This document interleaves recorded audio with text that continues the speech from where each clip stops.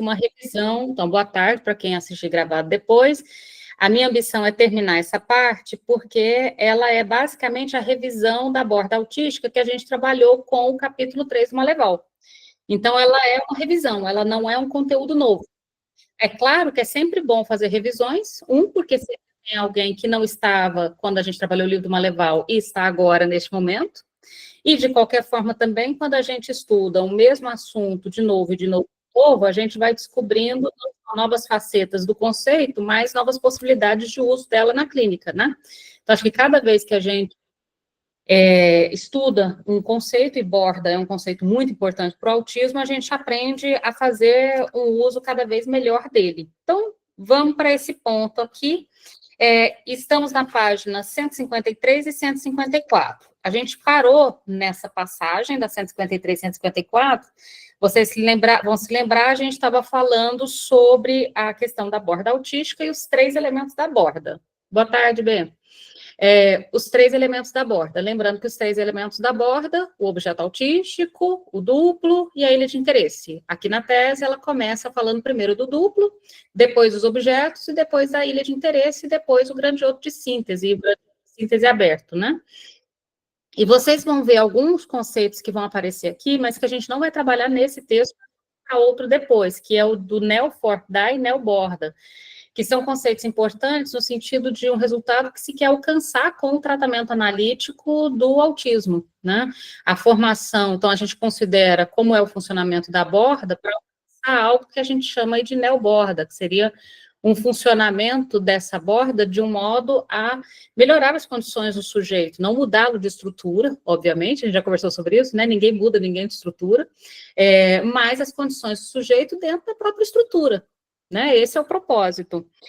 E aí vocês vão se lembrar que aí na 153, quando a gente foi falar de um dos elementos da borda, que é o duplo, a gente estava falando sobre qual que é a função do duplo. A função do duplo é fundamentalmente permitir que o sujeito saia da solidão autística. Aí você poderia perguntar, mas o sujeito autista não gosta da solidão?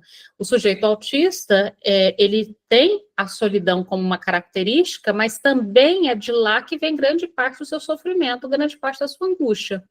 O que significa que mantê-lo na solidão, sem uma possibilidade de sair, de se retirar da condição da solidão autística, é algo que vai agravar o sofrimento desse sujeito. Não digo agravar, eu acho que é até uma coisa que a gente pode conversar aqui sobre, sabe aqueles termos que a gente vai combinando assim? Vamos combinar que linguagem que a gente vai utilizar? Eu não gosto muito de utilizar a ideia de agravar o autismo, porque assim, igual quando a gente brinca assim, uma neurose grave, um autismo grave, já ouviram que a gente usa esses termos? No final das contas, fica parecendo que é uma outra estrutura dentro de uma estrutura. Não é uma outra estrutura, é a mesma. Mas nós temos uma questão de mal-estar, uma condição de sofrimento maior dentro de cada uma das estruturas.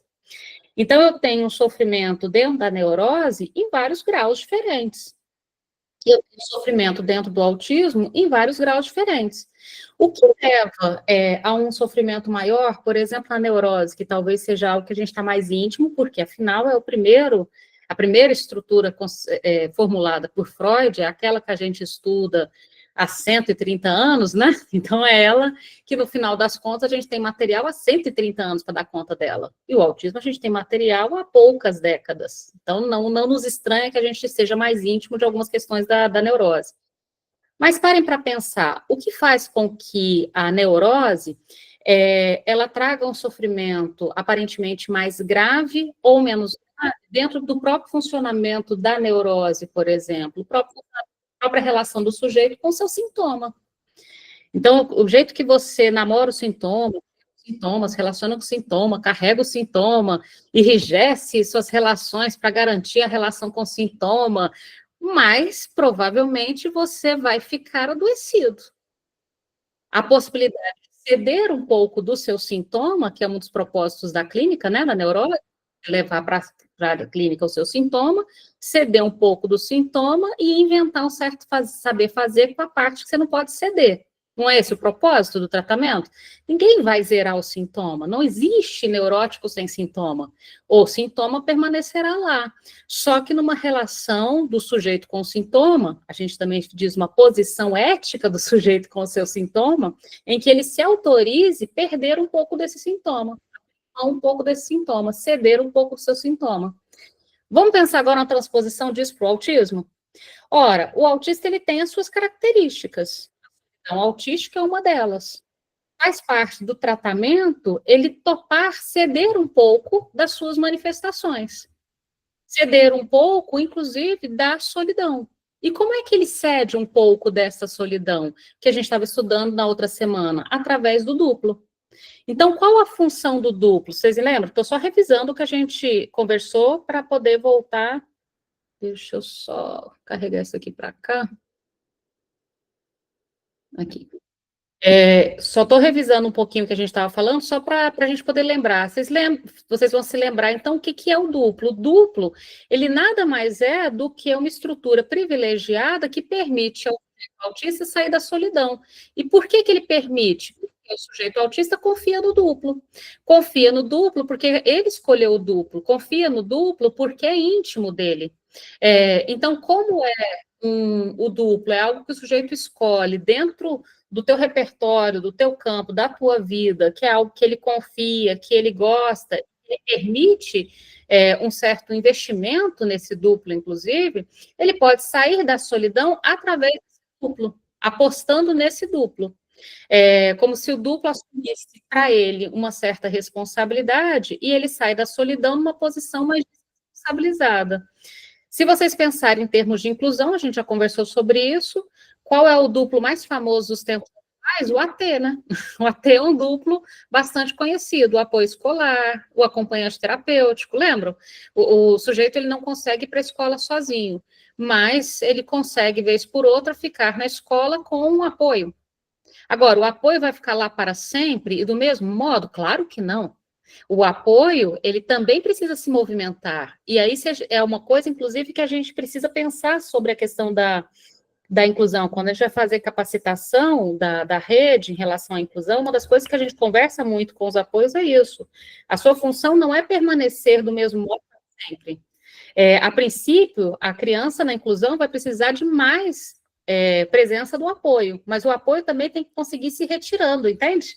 E se retirando para ela conseguir estar as condições de sair da solidão, não do mesmo modo sempre, mas de um modo cada vez mais novo. Entende que a gente vai falando de neo-fordar, neo-borda? Esse neo aí significa, não vamos mudar as condições, a formação da borda, mas alguma coisa se muda no modo em que ela opera. Bom, então, recapitulando, a gente falou no encontro passado sobre o duplo como algo íntimo, conhecido e seguro, escolhido pelo próprio sujeito para sair da solidão autística. Aí, vira e mexe, alguém me pergunta assim, quando eu já fazer capacitação da meninada do IEL são aqueles estagiários que conhecem, não conhece? Tem no Brasil inteiro. Aqueles estagiários que são universitários e cumprem 20 horas em algum campo de estágio. Quando a gente vai fazer capacitação, a gente costuma brincar, eu falo com eles, falo assim, saibam que não são vocês que escolhem, né, de quem que vocês vão ser acompanhantes, vocês serão escolhidos. O que significa que se vocês não forem escolhidos, dificilmente vocês vão conseguir fazer o trabalho com aquela criança. E quem coordena esse trabalho ali vai ter que ter digamos, a inteligência de poder entender que tem um processo de adaptação que, na verdade, é um processo de escolha. Lembra que a gente falou que o duplo ele é escolhido pelo sujeito autista? É o próprio sujeito que, no final das contas, permite que ele entre. Aí, uma das coisas que a gente coloca é que, no primeiro encontro, não nada, deixar com que esse encontro aconteça se colocando à disposição, andando ao lado, deixar que ele encontre o apoio, ao invés do apoio se colocar, se impor diante, entende? Porque, veja, se a elisão, a recusa é uma das manifestações principais do sujeito autista, se o apoio se impõe ao sujeito, é mais provável que ele tope essa imposição ou que ele recuse nessa imposição, que ele recuse. Percebe? Então, esse apoio precisa ter a expertise de saber entrar sem parecer que está entrando. entende? E tem muito treinamento para esse saber entrar sem parecer que está entrando.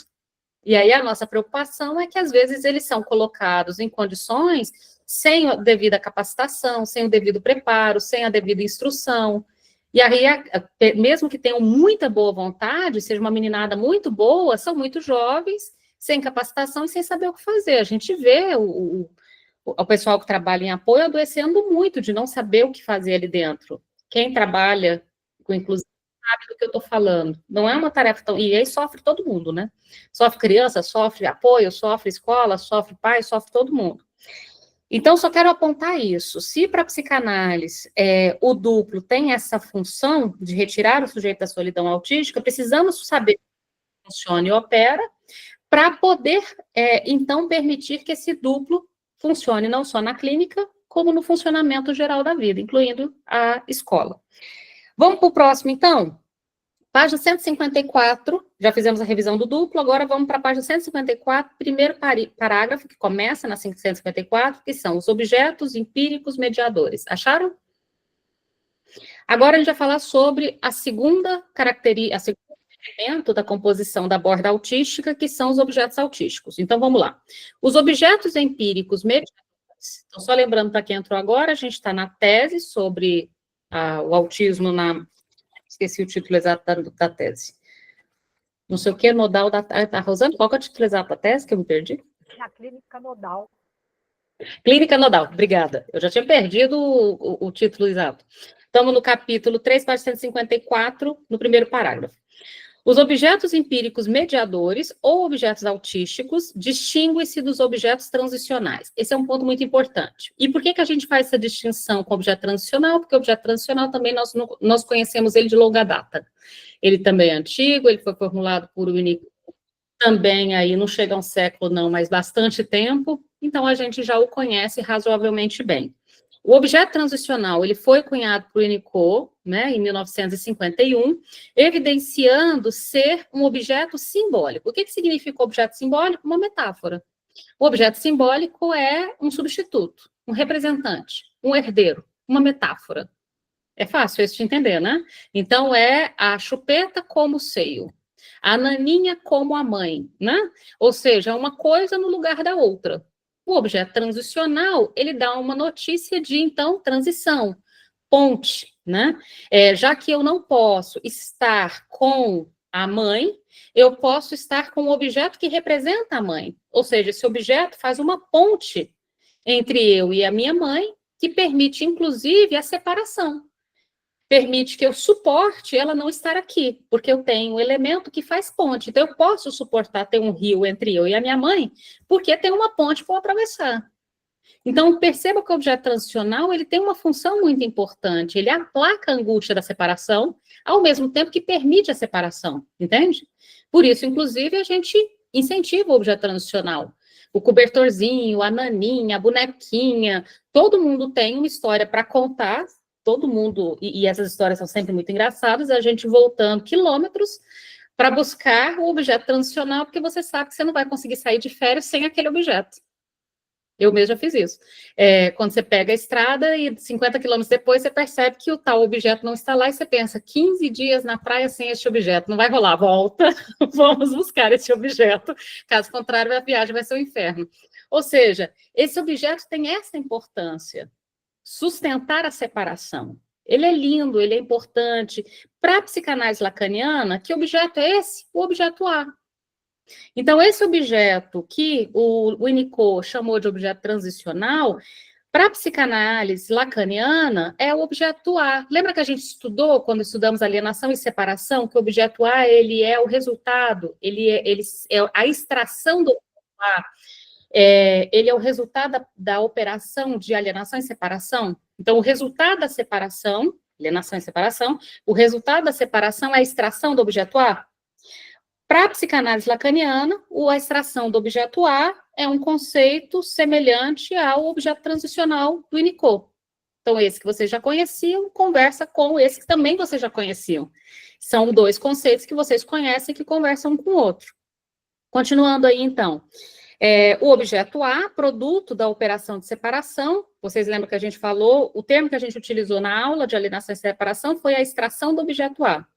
Ou seja, para que o sujeito suporte existir numa certa separação do outro, mas advindo da relação com o outro, é necessário que haja um elemento que advenha desta relação, que se extraia dessa relação. Analise, a gente está na página 154, primeiro parágrafo, ok? Então, continuando. O objeto transicional aparece no primeiro ano de vida da criança, funcionando como um substituto do objeto oral perdido. Ele aparece, então, ali, depois do estágio do espelho, por motivos um tanto quanto óbvios, né?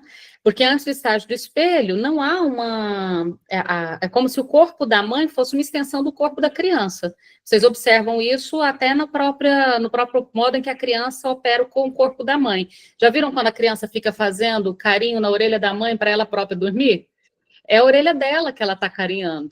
É a orelha dela através da orelha da mãe. É uma fase, então, da vida, que eu acho muito gostosa, que a orelha da mãe é minha, entende? Eu me carinho pela orelha da mãe.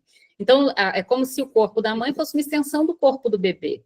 Então, óbvio que não tem objeto transicional aí ainda, percebem por quê? Se o corpo da mãe é uma extensão do corpo do bebê, é quando esse corpo deixa de ser uma extensão do outro que o objeto transicional precisa operar, porque tem um corpo e tem outro corpo e uma ponte entre os dois, né? Aí tem, então, uma margem de separação.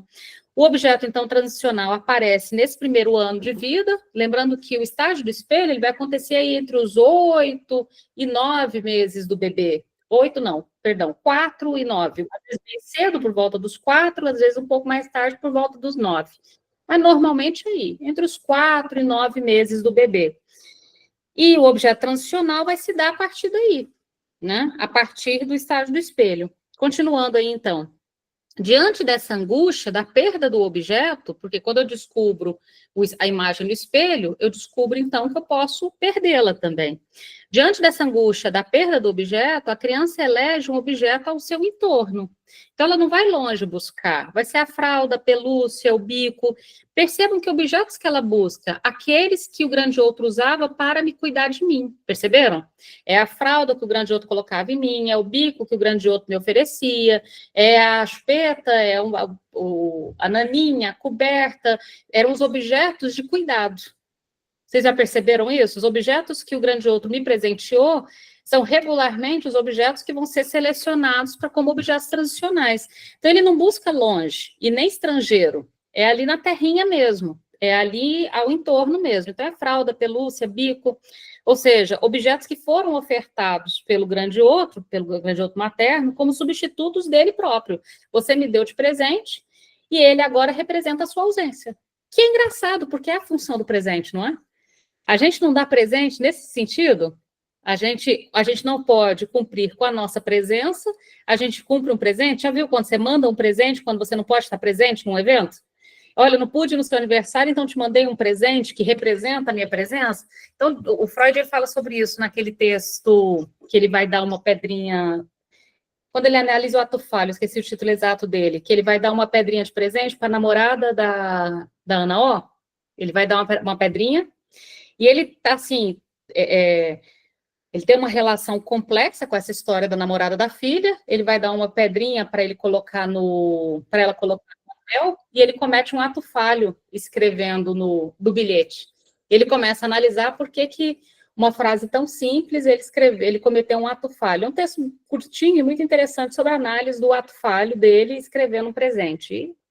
E lá ele traz essa elaboração do que significa um presente. Aqui a elaboração do que significa um presente conversa com essa coisa da presença. O presente que você me deu agora substitui a sua ausência, ou seja, é você presente simbolicamente. Sutilezas do ato falho. Obrigada, Ricardo. Tinha dado um branco aqui esse texto do Freud. Sutilezas do ato falho. Continuando aí, então. Outro ponto. Então, os objetos são escolhidos ao seu entorno, como substitutos da mãe, em que se pode obter satisfação, né? Ana Freud, a Jane. Eu falei, não, foi um ato falho meu, ó. Sutilezas do ato falho. É Ana Freud. Eu estou dando outra filha ao Freud, né? Tá, quem vai assistir depois é Ana Freud, não é Ana O, a filha do Freud. Que tinha uma namorada, o Freud estava presenteando a namorada da Ana Freud, não. Ana, agora eu vou ficar falando Ana O, vou falar mais Ana, não. Continuando, então. Seguindo... Onde eu parei aqui? Tá. Achei. Satisfação. Em contrapartida, o objeto autístico, então a gente falou sobre o objeto transicional, agora vamos para o objeto autístico. Em contrapartida, o objeto autístico, além de persistir por mais tempo que o transicional, caracteriza-se como uma criação do próprio sujeito. Isso também é muito interessante. Então, duas características de diferença. O objeto transicional, ele já entra na história no primeiro ano de vida e é abandonado razoavelmente cedo, por volta dos 2, 3 anos de idade, quando a criança mergulha aí no acesso da linguagem, vai para a latência, o objeto se torna a própria língua, né? Ele já não precisa da naninha necessariamente, porque o objeto de satisfação dele passa a ser a própria linguagem na criança neurótica. Agora, o objeto autístico, ele persiste por muito mais tempo, inclusive muito mais tempo mesmo. A gente vai ver em crianças grandes, em adolescentes e até mesmo em adultos. A gente vai vê-lo por muito mais tempo. Então, o objeto autístico, além de persistir por mais tempo que o transicional, caracteriza-se como a criação do próprio sujeito, tem por finalidade não operar como substituto significante. Então, veja, o objeto autístico não é um substituto, não é um significante, não é uma metáfora. Se ele não é uma metáfora, cabe na clínica interpretá-lo? Não, não tem nenhum sentido por detrás, não tem nenhum sentido guardado, não tem nenhum substituto ao qual você poderia apontar.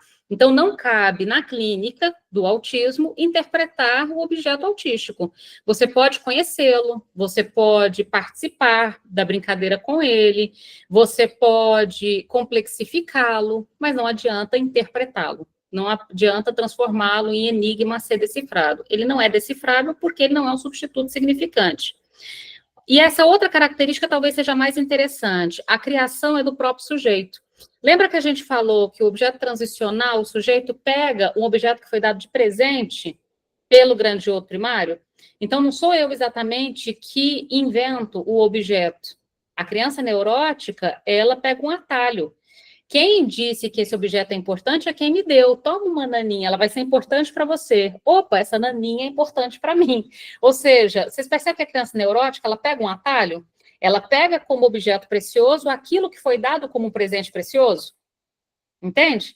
No caso do objeto autístico, ninguém disse que aquele objeto é precioso. Tanto que ela pega objetos que não são considerados preciosos por ninguém, como, por exemplo, um lápis ao invés da naninha. Ele fica mais ali num lápis, que não vale muita coisa da perspectiva afetiva, do que a naninha que foi dada com tanto carinho pela avó ou pela mãe.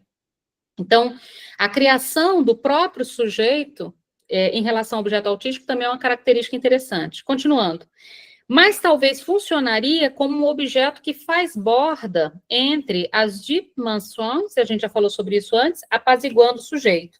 Maleval explica que ambos, objeto autístico e objeto transicional, apaziguam o sujeito, sendo que, para o autista, o objeto autístico constitui uma parte de sua libido e funciona animando, enquanto o objeto transicional regula as pulsões. Como assim animando? Você lembra que a gente falou que o objeto autístico, ele é um objeto on-off, ou seja, o sujeito está com o objeto, ele tem libido, ele tem vitalidade, ele tem movimento. Retira o objeto, ele desliga, ele faz fechamento, ele desliga, ele fica sem vitalidade, ele fica sem libido.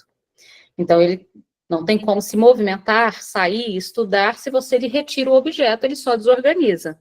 Então, o objeto autístico, ele constitui uma parte da libido. E significa que quando alguém na clínica arranca o objeto autístico, não façam isso, a gente já conversou tanto sobre isso, não façam isso. Quando alguém na clínica arranca o objeto, que diz, ele só quer o objeto, não está prestando atenção na aula. Então, eu vou lhe arrancar o objeto para que ele preste atenção. Não vai funcionar, porque no que você arranca o objeto, ele desliga.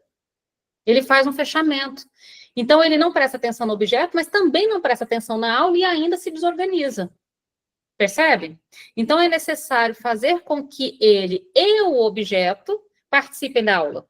Lembrando que o objeto autístico, ele não é algo que o sujeito carrega com ele compõe o corpo do sujeito. Lembram disso? O objeto autístico é uma extensão do corpo. Enquanto o sujeito psicótico carrega o seu objeto no bolso, o sujeito autista tem o objeto como extensão do próprio corpo. Tirar um objeto do bolso é diferente de tirar um objeto que é a extensão do corpo.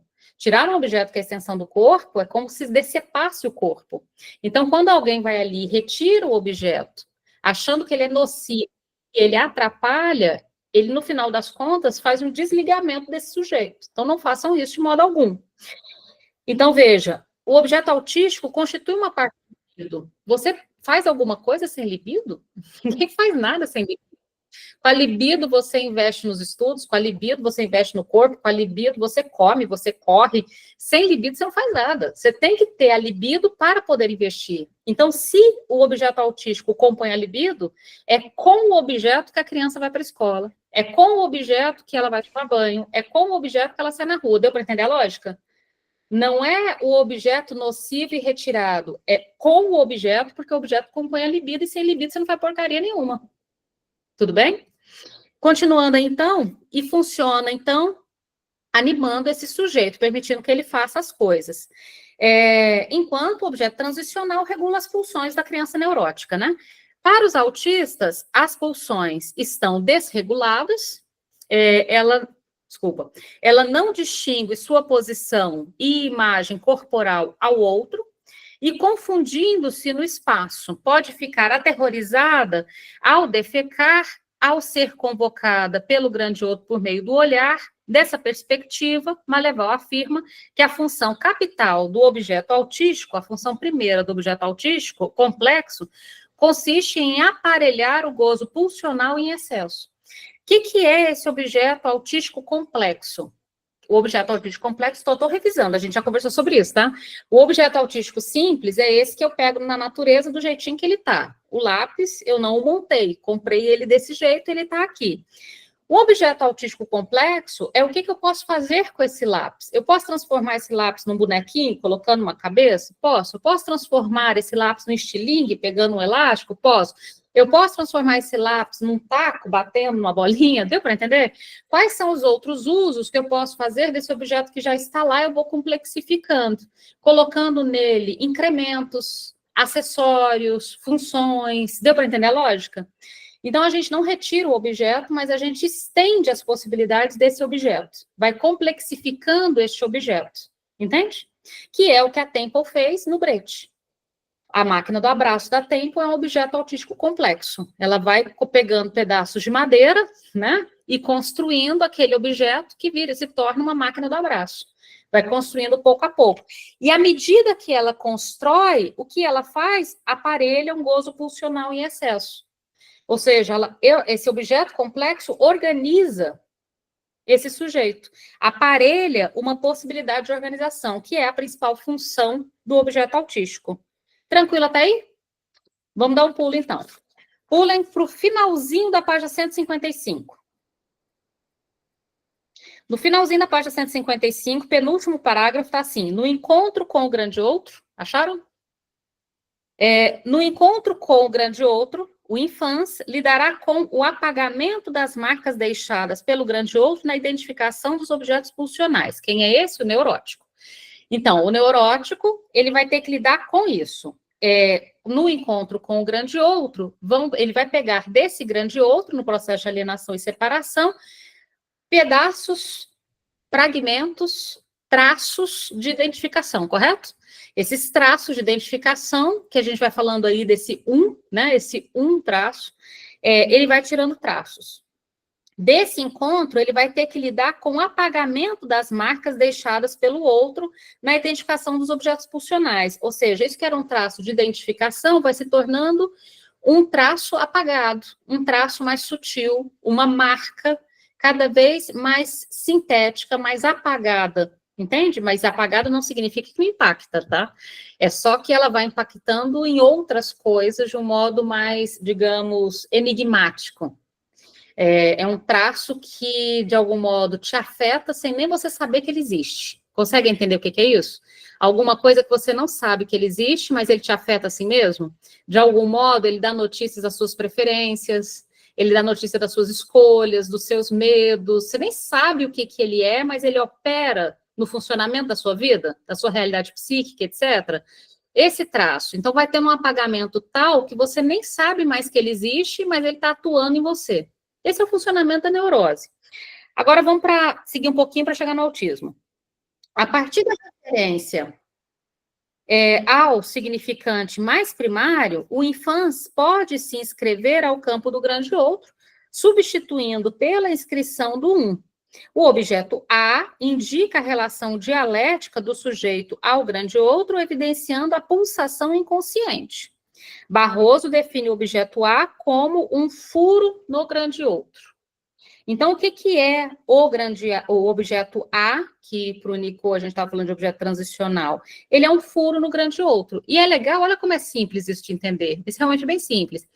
Se o objeto transicional ele é um substituto do grande outro, por exemplo, um substituto da mãe, ele significa, de algum modo, eu consigo sobreviver sem você. Então, eu tenho um furo no outro no sentido de que você é um outro faltoso, porque você vai e volta, e você não está sempre aqui. E eu consigo sobreviver sem você. Ou seja, é um furo no outro. Porque o grande outro, a princípio, ele é onipotente, onisciente. Eu sempre esqueço o outro oni. Onipotente, onisciente. Rosana, me ajuda de novo, eu esqueci o outro oni. Onipresente. Eu nunca lembro onipresente. Onipresente.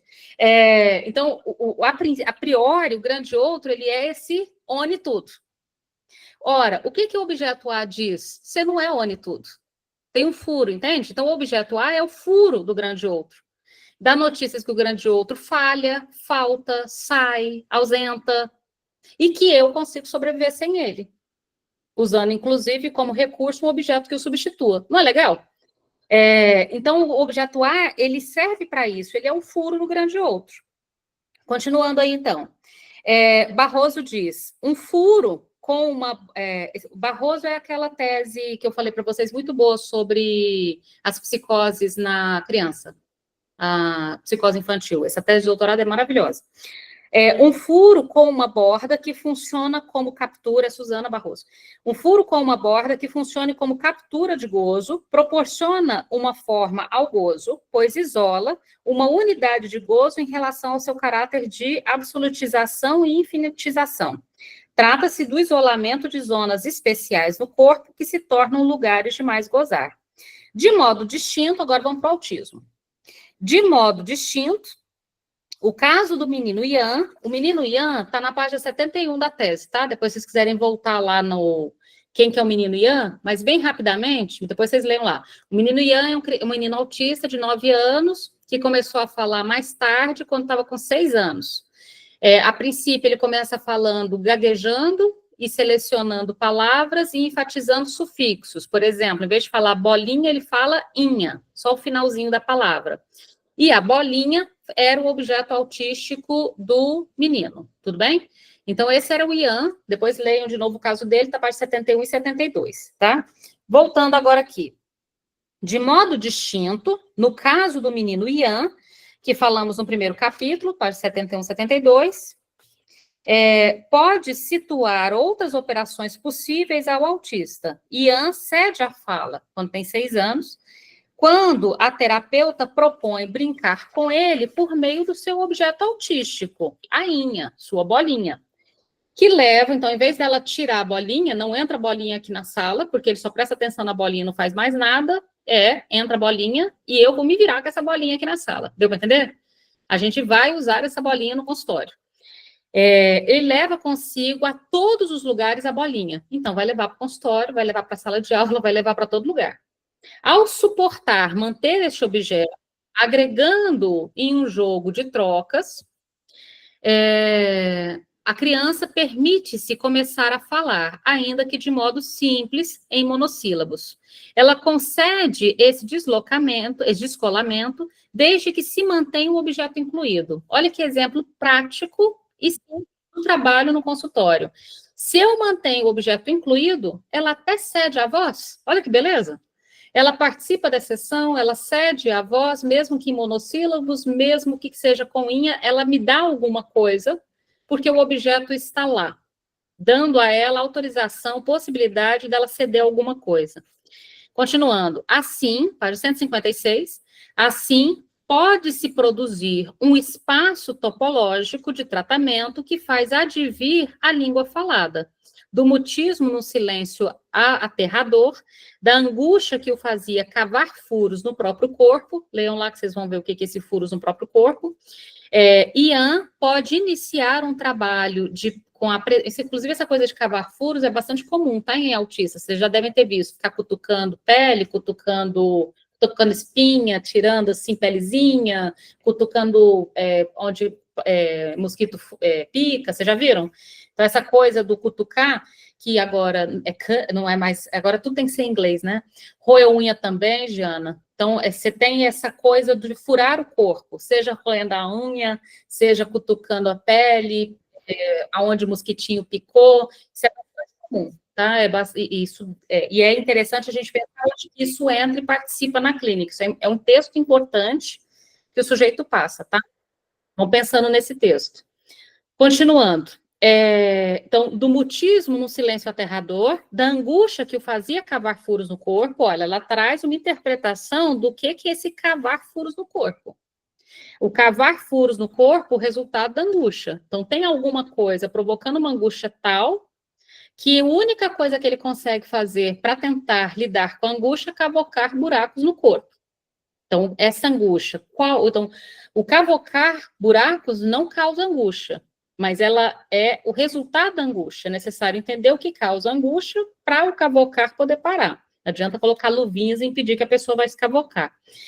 Ian pode iniciar, eu digo colocar luvinhas, porque já faz alguns anos, eu acho que hoje ninguém faria isso, mas alguns anos atrás, faz 15 anos mais ou menos, uma criança começou a ter na época não tinha tanto diagnóstico de autismo ainda, tá? Então, essa criança estava assim, meio sem diagnóstico, se psicose infantil, se autismo, faz 15 anos, então era uma época ainda que essa questão de diagnóstico ainda não...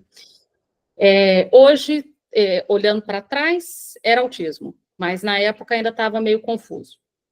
Mas aos 15 anos atrás, a criança estava com um comportamento de colocar a mão inteira na boca, entendeu? A mãozinha inteira na boca, sabe-se lá como que a boca cabia, mas enfim. E aí o pediatra teve a incrível ideia de mandar engessar a mão.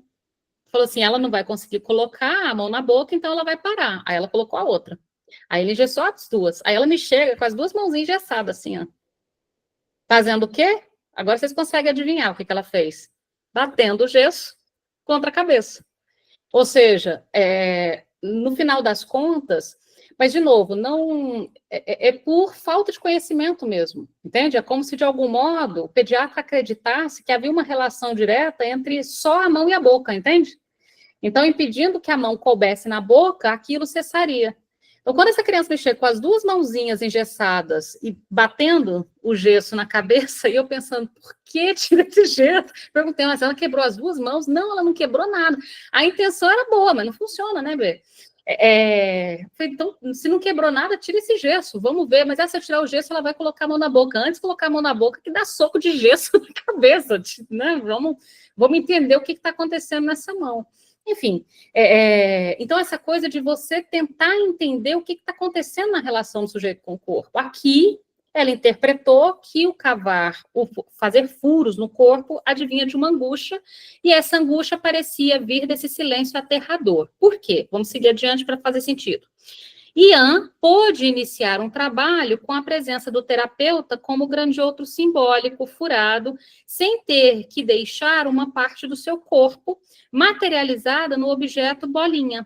Talvez a extensão do laço ordinário do autista com o objeto empírico, que é a bolinha, possa propiciar uma trama simbolizante por meio da qual as funções desse objeto possam ganhar algum outro estatuto. Entretanto, interrogamos em que medida é possível assimilar os objetos autísticos ao duplo a função do objeto A. Então, veja, a princípio, o objeto autístico não é simbólico, ou seja, não é uma metáfora, não está ali como um substituto, mas não significa que eu não possa transformá-lo em. Consegue entender? À medida que eu faço jogo com ele, à medida que a gente dá um nome para o objeto, à medida que a gente dá usos para o objeto, à medida que a gente utiliza ele como um brincar que inclui trocas, por exemplo, jogar vôlei, deu para entender a lógica? Ou seja, eu vou transformá-lo em algo simbolizante, embora a princípio e a priori ele não seja. Francisco? Olá, boa noite. Boa noite. Então, essa foi uma questão que ficou para mim quando eu li, né? Esse uso do termo trama simbolizante. Eu fiquei pensando, será, né, dada a questão da estrutura, né, e o estatuto da linguagem no autismo, porque eu estou pensando aí nisso que você falou agora, esse jogo, né, que é possível fazer com o objeto, né, que entraria na lógica do on-off, né, e não do for-dar, né? No for-dar, sim, a gente vê a presença, né, de um movimento e de uma trama simbolizante, né? Algo nesse sentido. E como no próprio texto diz, né, no autismo não se trata disso, é de outra ordem, né? Ele cita Lohan, vai dizer um neo-for-dar, né? Ou seja, por outra via. E aí eu fiquei com essa questão, nessa trama simbolizante, porque, por exemplo, na direção do tratamento, né, inclusive também, por exemplo, na escola, né, quando há interlocução, não se trata de propiciar uma simbolização, né? Não, se você vai com essa intervenção, né, interpretando, né? Eu acho que é interessante você fala, né, de dar palavras, nomear, isso é fundamental. Mas eu fiquei com essa questão, como pensar aí nessa na trama também, e dar novos usos. Sim.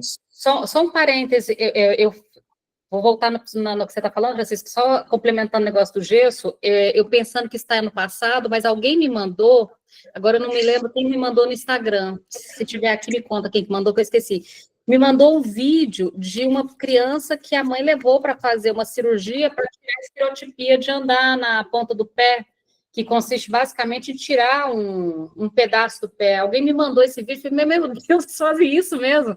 Não é fisioterapia para evitar um encurtamento do tendão, não, é uma cirurgia, e aí com a cirurgia a criança, então, tenta andar na ponta do pé, mas já não tem uma ponta do pé para andar, né?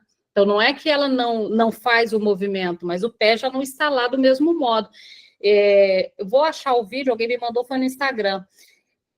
Eu achei meio aterrorizante, na verdade. Estão falando que, assim, se parou de tomar umas decisões meia dessa ordem, não necessariamente, isso foi esse ano. Voltando ao que você colocou, Francisco, veja, é bem interessante essa ideia. Quando a gente fala dessa trama simbolizante, a gente não está dizendo que o objeto autístico será, a partir do neo-for-dar ou na neoborda, simbólico.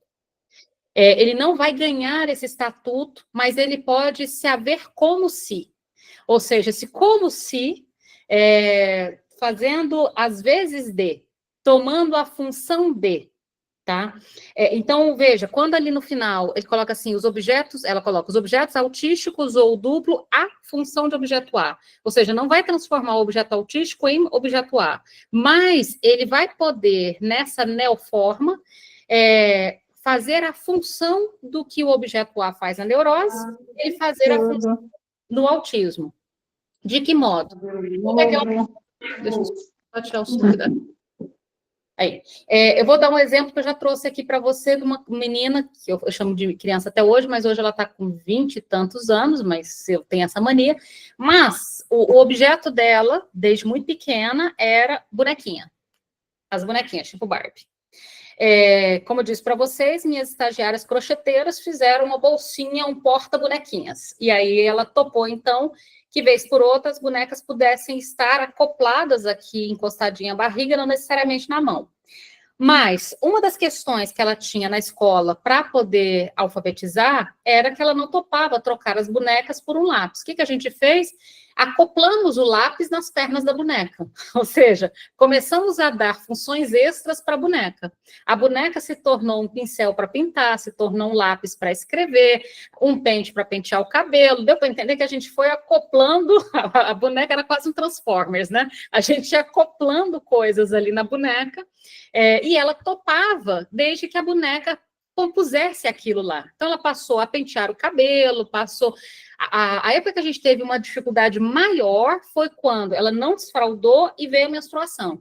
Quando essa época não ter acontecido o desfraude, vinha a menstruação junta, essa aí a gente apanhou um pouco, mas depois eu explico como é que a gente saiu desse enrosco aí, mas deu certo. Mas foi, acho que a época das mais difíceis. Da época da alfabetização, essa sacada de que, e essa sacada vem daqui, da teoria, não vem de outro lugar, essa trama simbolizante por meio da qual as funções desse objeto podem ganhar outro estatuto.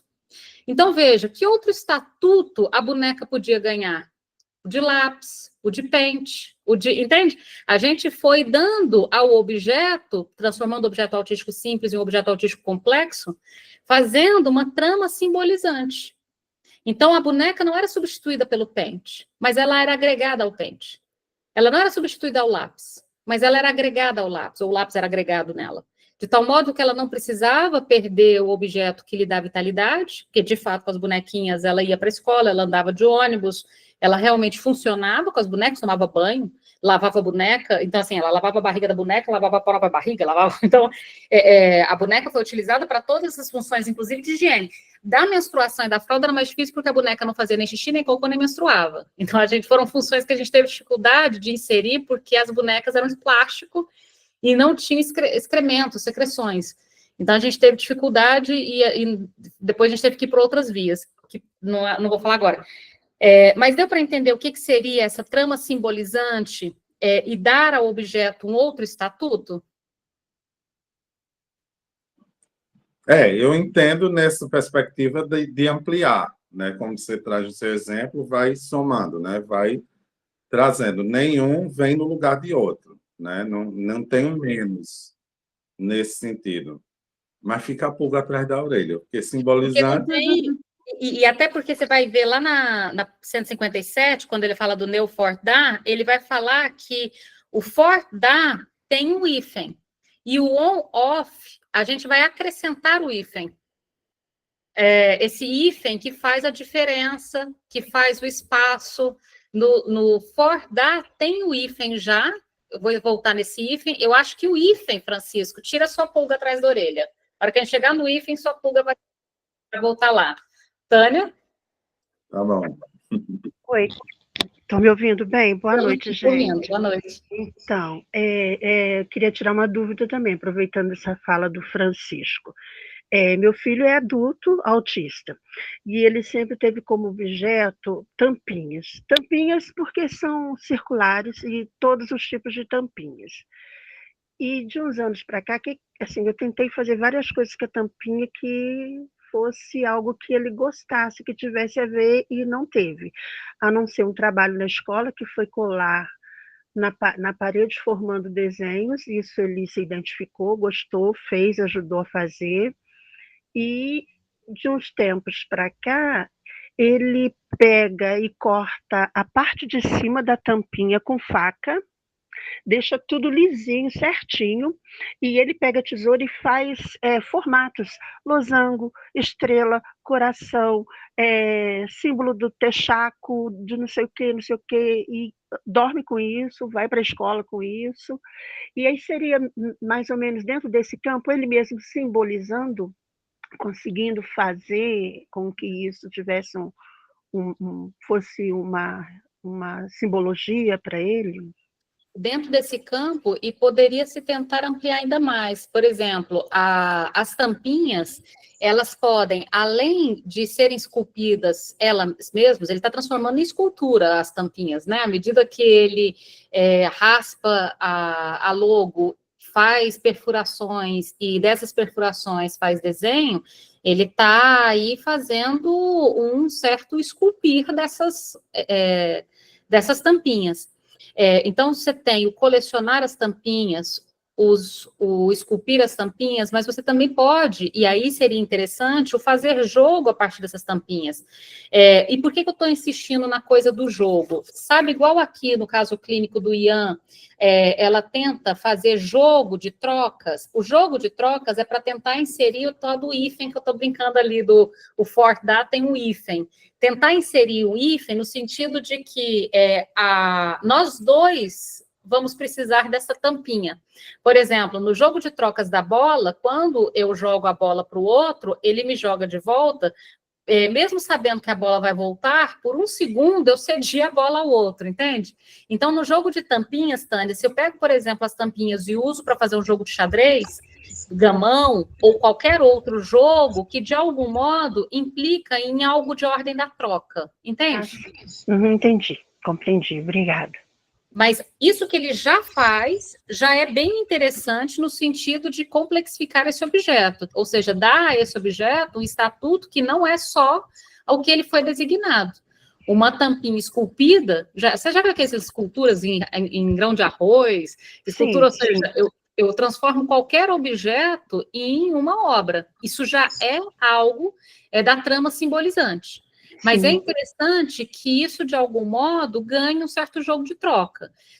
Brincando com essa coisa da escultura do grão de arroz, se isso vira, por exemplo, uma peça a ser comercializada, se isso vira um colar que vai ser vendido e outra pessoa vai sair usando ele, isso já é o jogo de trocas, entende? Sim, entendi. Tentar incluir isso num certo jogo de troca que autorize o sujeito a ceder, entende?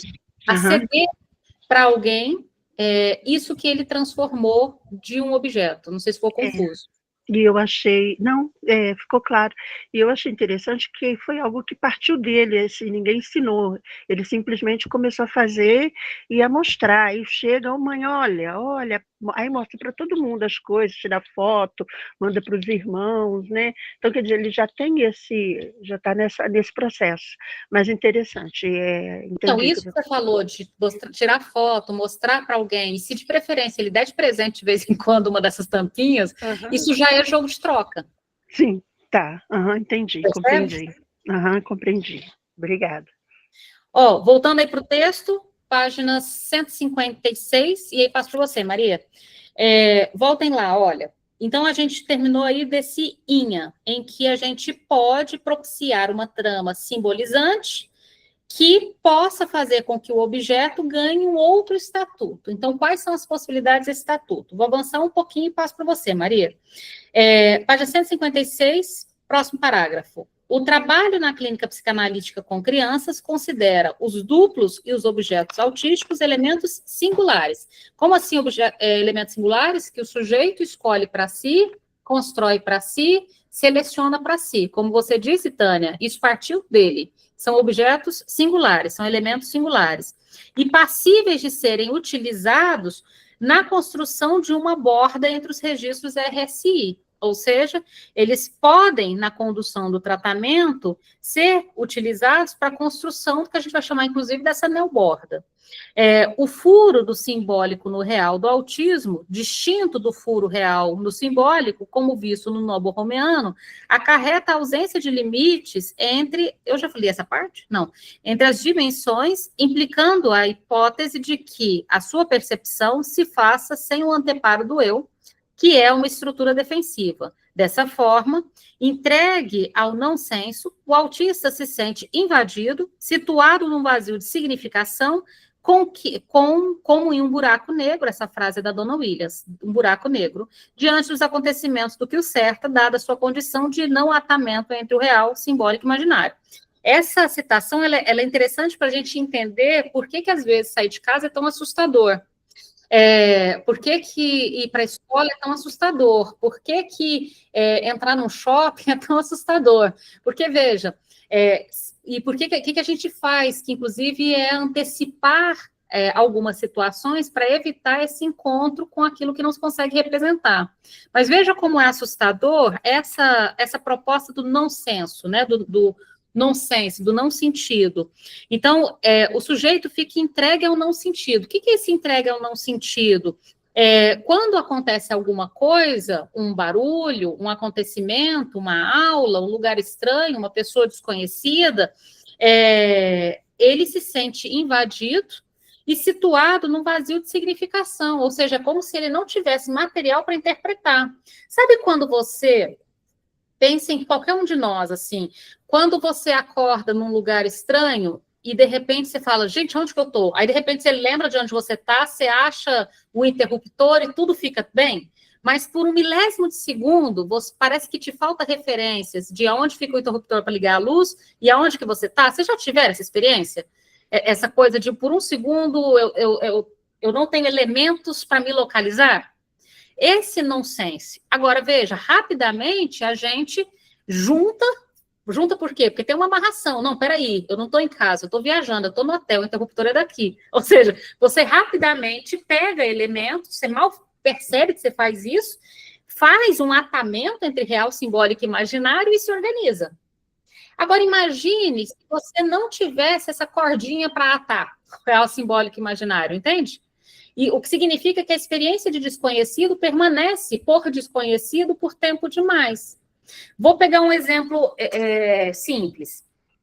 Um jovenzinho, eu já dei esse exemplo antes, mas vou usar o mesmo. Quem já escutou, vai escutar de novo. O jovenzinho mudou de uma escola para outra, e a escola que ele estudava antes não tinha um negócio que chama Semana Zero, e a escola que ele mudou tem um negócio que chama Semana Zero. A Semana Zero é uma semana em que a escola faz uma revisão do conteúdo do ano anterior, antes de começar o próximo que vai vir. Deu para entender? Então, se você passa para a terceira série, você vai revisar a segunda série antes de começar a terceira série. Então, a Semana Zero é uma semana de revisão de conteúdo. Ele mudou de escola, mas ele não repetiu de ano. Ele deveria ir para o próximo ano, e assim como foi. Quando chegou lá e a professora disse, então, vamos revisar a segunda série, porque a brincadeira é que você ainda não entrou na terceira série, deu para entender? Então, faz um semblante de, estamos na segunda série, e semana que vem entraremos na terceira. Só que esse semblante de, ele não conhecia a escola, ninguém antecipou que era Semana Zero. Quando a professora disse, vamos começar a segunda série, ele ficou muito desorganizado, batendo a cabeça na parede, eu não sou burra, eu não repeti, e a professora levou um susto. Tirou o menino dali, ligou para a mãe, e aí foram dando elementos, né? Você está na terceira série, a Semana Zero.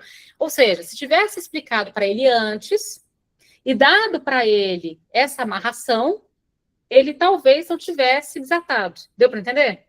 Ou seja, uma outra criança que veio de outra escola, a professora falou em segunda série, ele talvez estranhasse, olhasse para um lado, olhasse para o outro, visse que não tem nada de anormal acontecendo e ia esperando buscar elementos ao longo da aula para entender o que significa o olá segunda série. Deu para entender?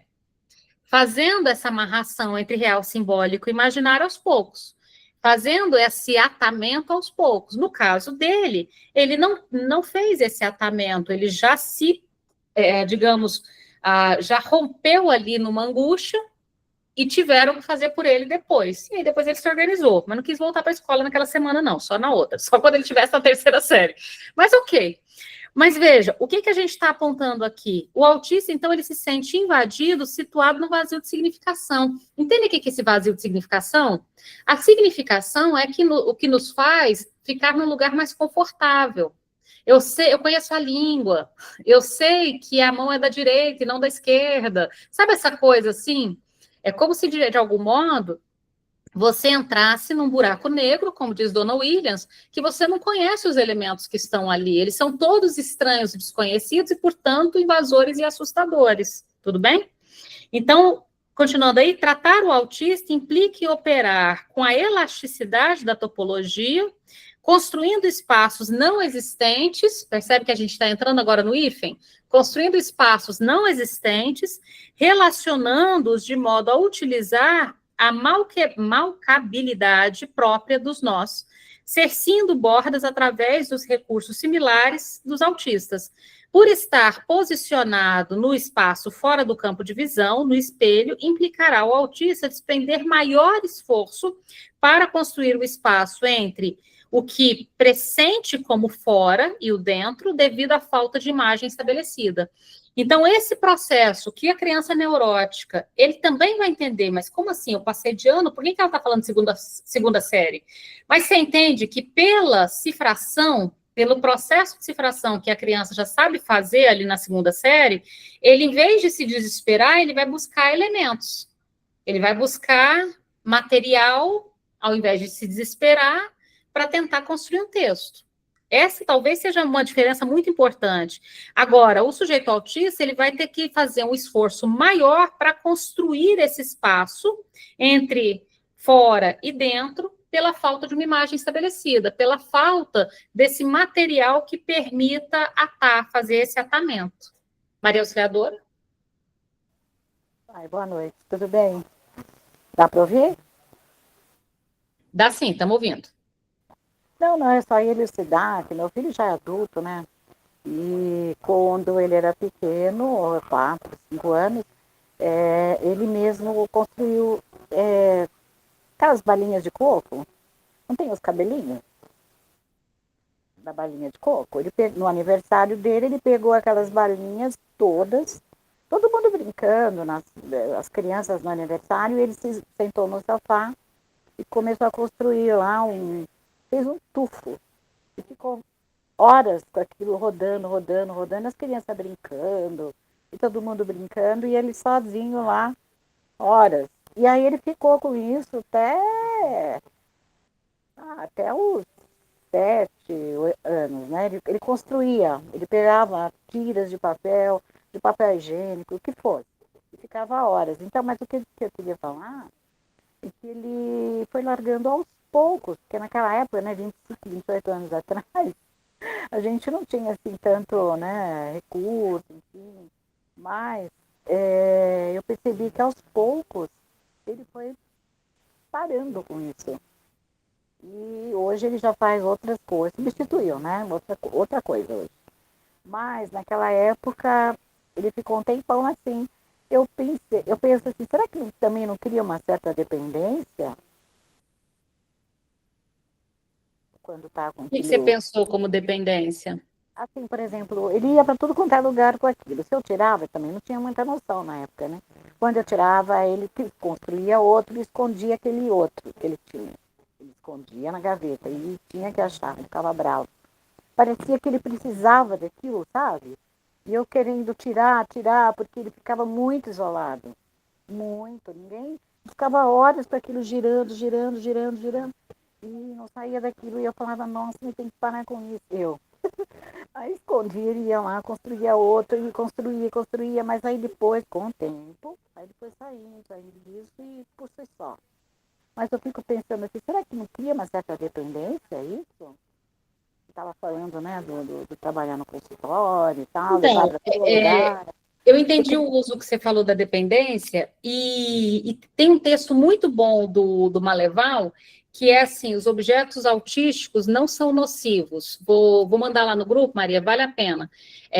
Porque, assim, durante muito tempo, se trabalhou com a ideia de que os objetos autísticos causariam, então, uma dependência e que eles seriam, então, nocivos, e que, portanto, eles precisariam ser retirados. De fato, essa foi a leitura durante muitos anos, tá?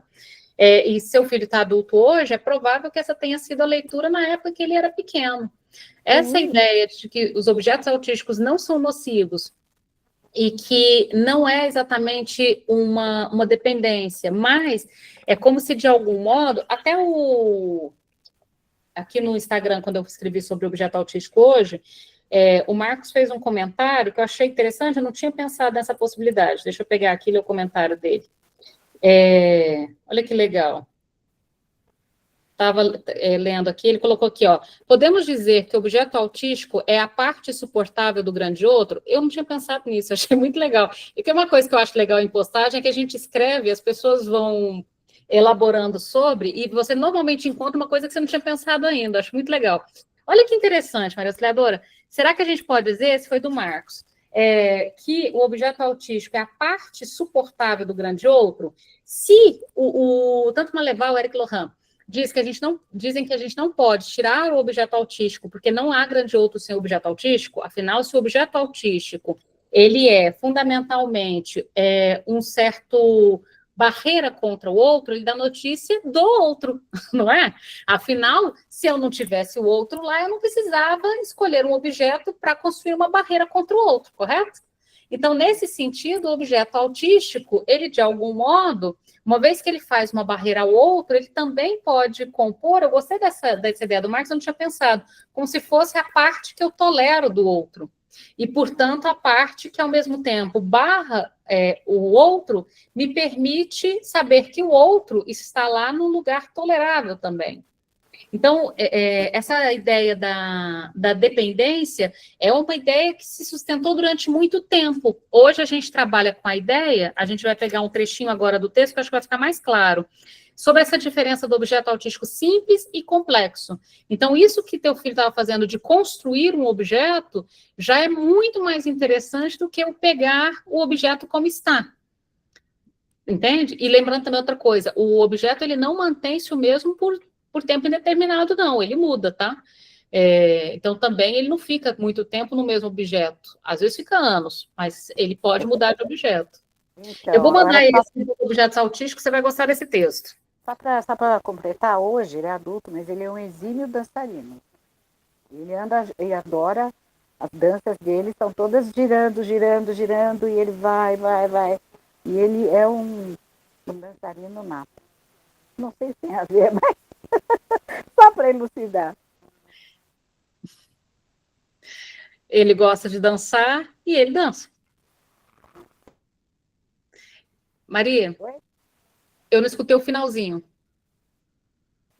Eu disse assim, ele, através da dança, eu percebi que ele, assim, não sei se tem alguma real, mas ele gosta muito de girar, ele vai, viaja. Então, eu acho que talvez, eu não sei, são coisas que a gente vai imaginando, e vai criando, e ele melhorou muito. Então, é isso. Mas isso foi quando ele era pequenininho, ele tinha 4, foi até os 7, os cabelinhos. Sim, a Alzira colocou aqui, ó, são os fiozinhos ali do coco, da balinha de coco, o da Alzira ele cola galinhos um no outro. Essa coisa de construir o objeto é interessante. E Bess sempre tem um objeto. Às vezes é um objeto tão sutil que a gente tem dificuldade de conhecê-lo, entende? Mas ele tem. A questão é que às vezes a gente tem dificuldade de localizá-lo. Vamos terminar esse pedacinho? Página 156. Último parágrafo, vemos que o autista está em constante trabalho por construir uma topologia própria, ou seja, ele vai ter que inventar uma amarração entre real, simbólico e imaginário. Ele vai ter que fazer aí uma invenção. Mas ele já inventou o próprio objeto, né? Então ele já está desde o início inventando, mas ele vai ter que inventar e vai ter que construir uma topologia própria que delimite espaços. Esse espaço é uma palavra importante, guardem ela. Modulando o gozo e buscando lidar com objetos. Podemos ler alguns dos seus atos em interações enquanto conduta on-off, concordando com Eric Lohan, de que poderiam ser denominadas também como neo-fordá, ou seja, uma outra forma de jogo, né? Em que a reiteração do mesmo no gozo do um e a utilização dos objetos autísticos e dos duplos dão mostra de toda uma batalha empreendida pelos autistas na composição de um espaço psíquico atado. Isso porque entre o on e o off, um intervalo não se estabelece. O hífen que separa os elementos não se deixa representar, obrigando o autista a fazer-se hífen desses dois elementos. Entre o on e o off está o sujeito autista. Ele acaba tendo que se fazer hífen desses dois elementos. O Fordá freudiano destaca-se por uma operação simbólica que se estabelece a partir de uma falta, numa alternância entre dois tempos significantes. Sumiu, achou. Estando o sujeito representado entre eles. S1, sujeito barrado, S2. A conduta on-off caracteriza-se por ser sígnica e não rasurar a coisa que a substituiria por um significante. Antes, cola-o a um significado.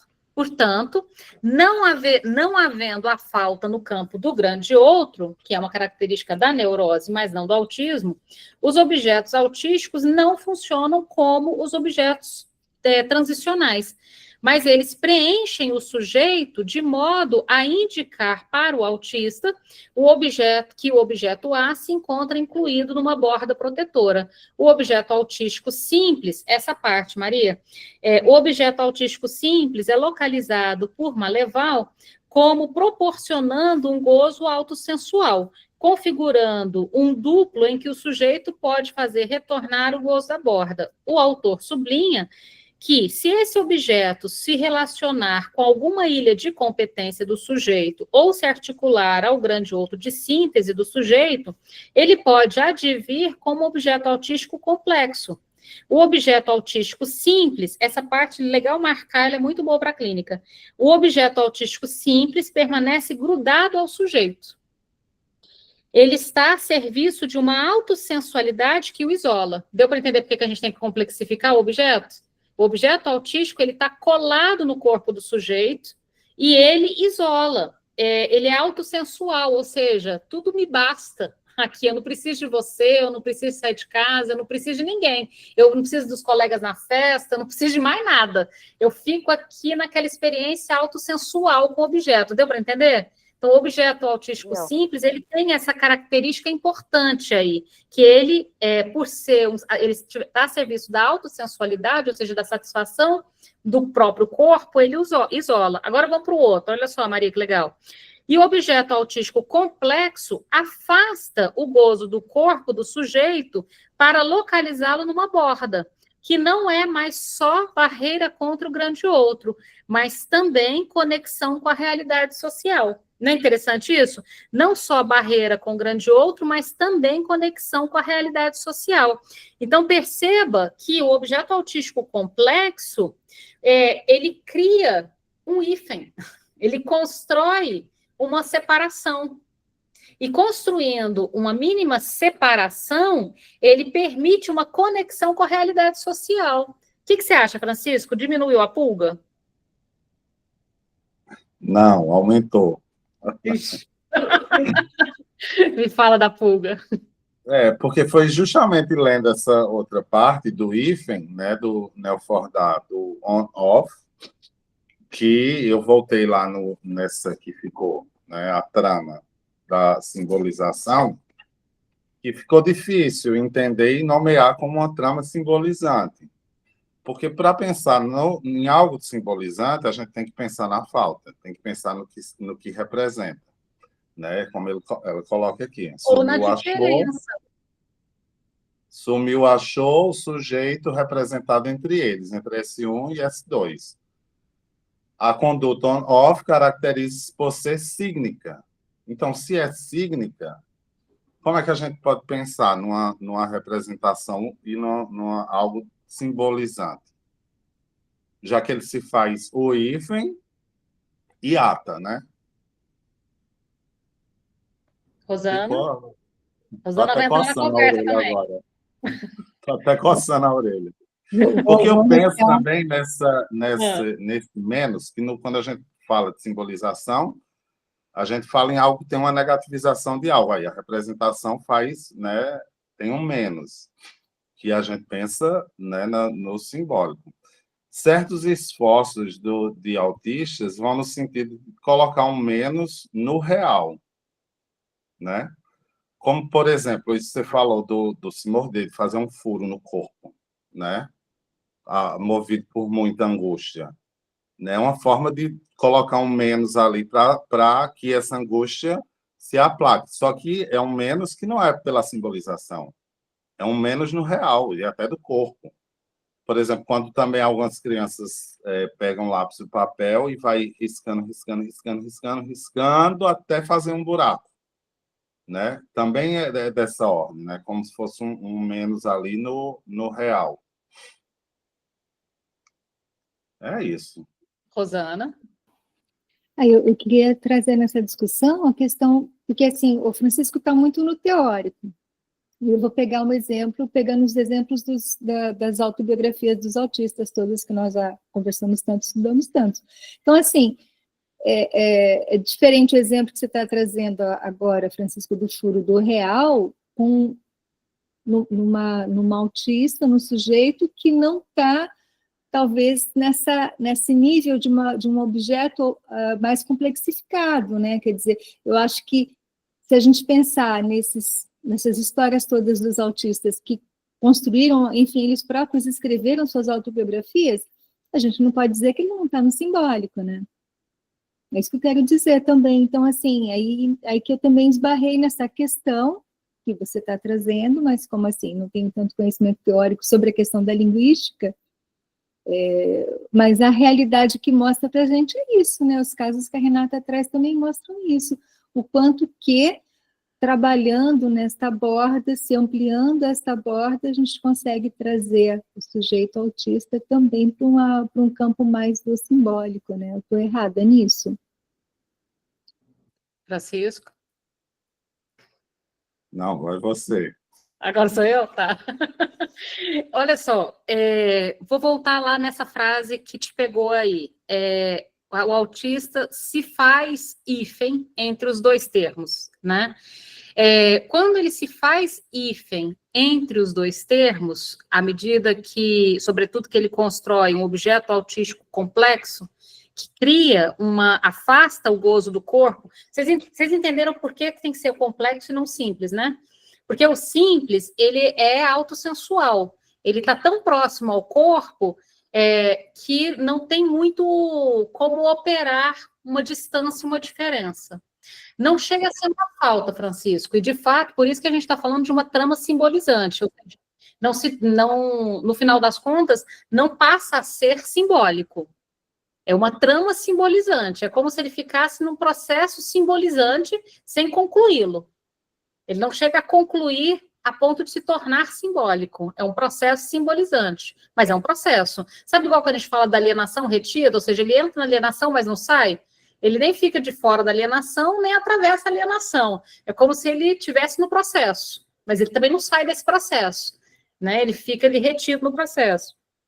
Tem algo interessante então, por que o objeto autístico complexo? Ele afasta o gozo do corpo do sujeito para localizá-lo numa borda, e à medida que tem um certo afastamento, e o sujeito se coloca como hífen entre esses dois termos, veja, se eu me coloco como hífen entre os dois termos, eu já não tenho dois termos, A e B, em cima e embaixo, claro e escuro.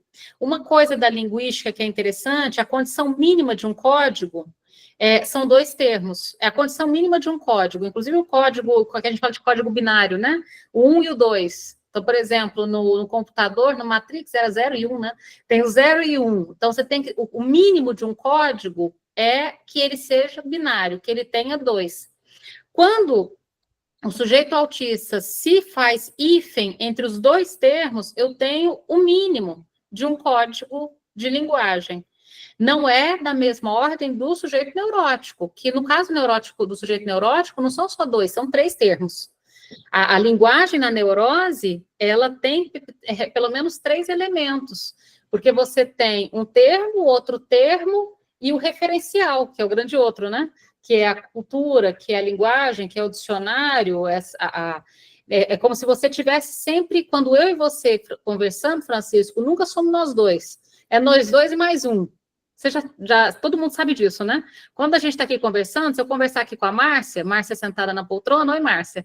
Se eu conversando com a Márcia, nunca sou eu e você, Márcia. Sou eu, você e mais um. Esse mais um é a linguagem, é o código do grande outro, é a língua portuguesa, é o referencial que me serve. No caso aqui do sujeito autista, Francisco, é como se a gente estivesse dizendo, não é eu, você e mais um. É só ele entre 2 termos. É uma linguagem mais rudimentar, é uma linguagem que não inclui ainda esse terceiro que precisa para compor, por excelência, o simbólico. Ficou confuso? Quer dizer que não inclui o significado, mas o signo. Isso, não Né? inclui isso. Porque esse um e outro aí é da ordem do signo, né? Quer dizer, Isso, ele não está entre significantes sendo representado, né? Como ela coloca aqui. Mas é algo que é sígnico. E isso, sendo puro signo. sígnico, né? E que aí eu acho que, Rosana, tem algo Tanto aí que o que... inha não é o diminutivo de bolinha. O inha é a inha mesmo. Uhum, O inha não está ali como... Porque, assim, quando a gente fala para uma criança neurótica, o bolinha, é porque é bolinha, ela é pequenininha, é o diminutivo de bolinha, você gosta muito da bolinha, é um apelido carinhoso. Não, não, ali no caso do inha, não é tudo isso. O inha é o inha. É o signo mesmo. uhum. Pode falar, Francisco. Não, me fugiu aqui agora. E eu te cortei, foi mal. Rosana? Eu ia falar que a autora da tese, ela traz isso, que há um furo do simbólico no real, num caminho oposto da neurose, que seria o real, fazendo um furo no simbólico. Foi isso que eu consegui compreender aqui também, né?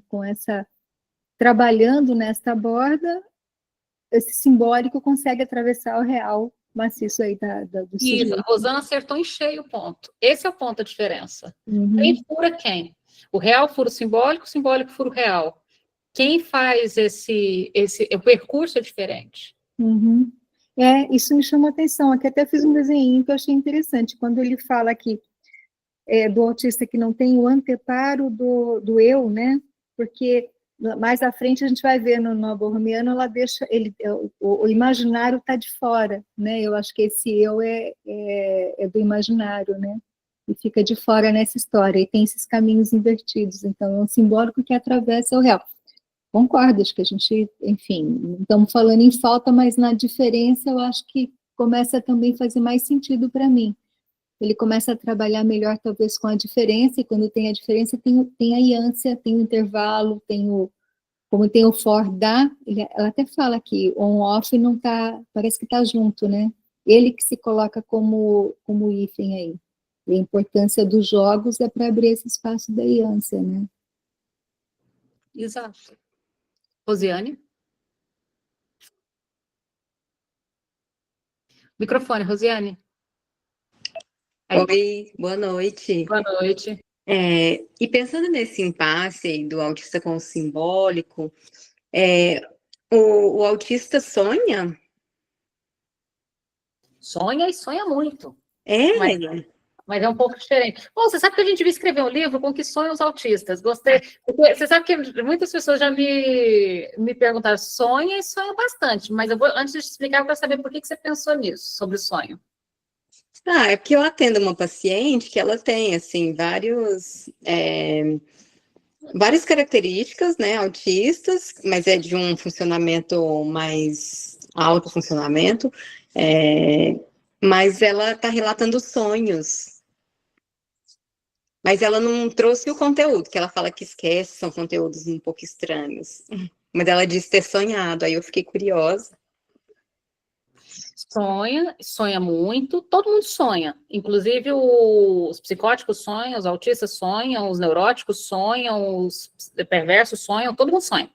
O sonho, ele é o protetor do sono. Lembra essa frase do Freud, maravilhosa? Então, o sonho, ele tem uma função que ultrapassa a questão dele ser uma formação do inconsciente. Ele tem uma função, inclusive, fisiológica, de preservar você dormindo. Ele é um protetor do sono. Em que sentido, então, o sonho ele tem várias funções. Por exemplo, prova de que ele te preserva o sono, que é tão importante, porque se a gente não dormir, a gente surta, tá? Tem que dormir para não enlouquecer geral, tem que dormir para conseguir existir. Se não dormir, já viu quem tem insônia, como é terrível? É terrível não dormir, tem que dormir. Eu tenho um botãozinho de dormir que se eu pudesse vender ele por aí, vocês iam adorar. Eu sou assim, vou dormir, paf. Vou acordar, paf. Eu tenho um botãozinho maravilhoso, assim, mas em compensação, a hora que dá 10 e pouco da noite, eu já estou assim, pescando, porque o botão já está forçando a barra para dormir. Às 5:30 da manhã, já acordei.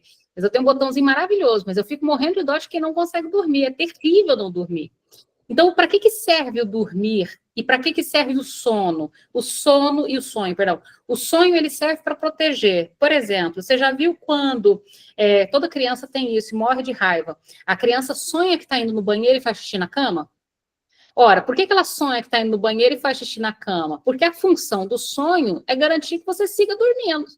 Então, o que ele pode fazer para você continuar deitadinho na sua cama? Sonhar que você está indo no banheiro, enquanto, na verdade, você está deitado. E nisso você dorme mais um pouco. Claro, você vai acordar com xixi na cama, mas ele garantiu de algum modo. Então, às vezes você escuta o despertador e parece que uma ambulância no seu sonho.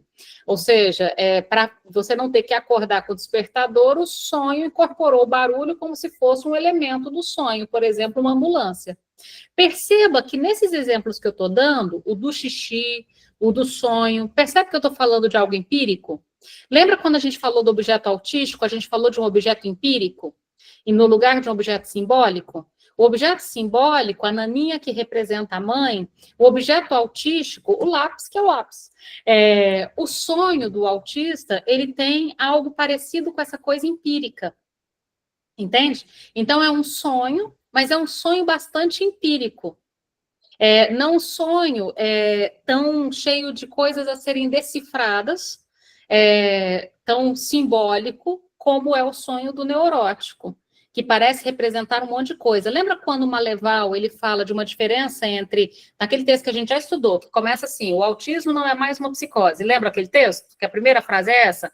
E lá ele faz uma distinção entre a psicose e o autismo e a neurose, falando assim, o sujeito neurótico, o sujeito psicótico, uma cortina balança, e esse balançar da cortina pode significar alguma coisa.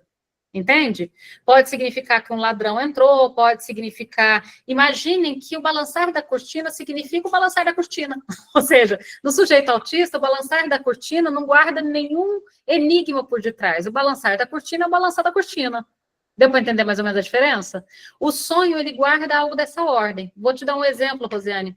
Muito interessante de um rapazinho, algum tempo atrás, ele passou na autista, diagnosticado com 4 anos de idade, quando fez lá seus 17, passou na faculdade, no vestibular, no Enem, foi fazer faculdade. Quando, do resultado do SISU até o começo da aula, pesadelo, pesadelo, pesadelo, pesadelo. Não conseguia mal dormir, acordava no meio da noite, aquele sonho de angústia, pesadelo, pesadelo, pesadelo, pesadelo. E a mãe muito preocupada, porque ele estava tendo pesadelo, se ele estava com medo de entrar na faculdade, se ele estava, enfim, tentando achar, porque a única coisa que tinha acontecido entre dormir bem e dormir mal é passar no SISU e começar as aulas, né? Então, provavelmente estava relacionado com a aula. O que foi interessante ali nesse caso? Era uma coisa muito, muito empírica. Ele é um jovenzinho bem de direita. Bem de direita mesmo, assim, sabe? E ele recebe muita fake news no WhatsApp. Aqueles grupos meio terroríficos, que aí, dentre elas, recebia assim, se eu fosse você, eu nunca deixava seu filho para uma universidade pública. Ele recebeu um vídeo desse, dizendo que a universidade pública, ele passou na universidade pública, era balbúrdia, baderna, não sei se vocês se lembram de um ministro da educação que disse umas coisas dessa, que só tinha droga e putaria e etc, etc. A coisa toda foi, ele fechava o olho e vinha a cena, só que com ele, empírico. A balbúrdia, maconha, rebelião, revolução, e ele no meio. O sonho dele era basicamente isso. É como se o vídeo que chegou naqueles grupos de WhatsApp e somassem a realidade dele. Ele acabou de entrar na faculdade, no SISU, e vai entrar na faculdade. A sobreposição das coisas, entende? Então não tem nem muito o que interpretar, ele sobrepôs. Deu para entender a coisa? Ele pegou o vídeo, pegou a aprovação dele e uma coisa se sobrepôs à outra. E ele começou a ter os pesadelos. Então nem tem muito o que interpretar. Quando você começa a ouvir, está muito explicitado o que é. E aí seu trabalho, nesse caso, Rosiane, não seria interpretar o sonho, mas permitir desconstruir a fake news, no caso. Porque, de fato, se a faculdade pública for tudo isso que eles colocaram no vídeo, vai ser horroroso para ele ir, né? Ele vai ter que descobrir que o negócio não é exatamente isso. Vocês já viram esses vídeos que fazem como se a universidade fosse, assim, um antro de sei lá o quê? Então, no final das contas, era só isso. Mas você percebeu a diferença do tratamento da neurose, da psicose na questão do sonho? Não foi uma construção no sentido das construções do inconsciente, em que o sonho é uma metáfora distante da coisa mesmo. É um sonho mais empírico, em que a coisa é uma sobreposição muito próxima de um acontecimento que se sobrepõe a outro acontecimento. Sonhos de angústia, inclusive, são muito comuns. Acordar assustado no meio da noite com alguma coisa que sonhou é bastante comum. Às vezes, dificuldade para dormir, ficar andando pela casa a madrugada toda, acontece também, entende? Ok? Bom, próxima daqui, que dia? Não tem mais feriado agora? Não, tem feriado na quinta, né? Nosso próximo encontro é dia... Daqui 2 segundas, tá? Dia 12 de maio, certo? Então, em maio vai ser dia 12 e dia 26. Certo? Vou colocar lá no grupo, então, o calendário de maio, que abril já morreu, né? Já acabou. Lembrando, na quarta-feira, eu mandei lá, mas eu vou mandar de novo lembrando. Só nesta quarta, o horário do grupo de quarta vai ser diferente. Em vez de ser 6h30, vai ser 8h30, por causa do horário do Leandro, tudo bem? Então, como a gente combinou, a gente está falando aí daquelas temáticas sobre a clínica psicanalítica no Brasil nesse momento. Para então a gente entrar nas especificidades da clínica psicanalítica, lembra? Psicanálise com crianças, adolescentes, etc., na sequência. Nessa quarta, conforme a gente conversou, a psicanálise no Brasil, antes e depois do Lacan. A gente falou da psicanálise, sobretudo, na entrada da psicanálise no regime militar, na outra quarta, e agora a importância aí do Lacan nessa história. Combinado? Então, quarta-feira, em vez de 6h30, vai ser 8h30. Certo? Beijo para todo mundo. Bom descanso. Obrigada. Tchau. Tchau. Beijo. Tchau, tchau. Obrigada. Tchau.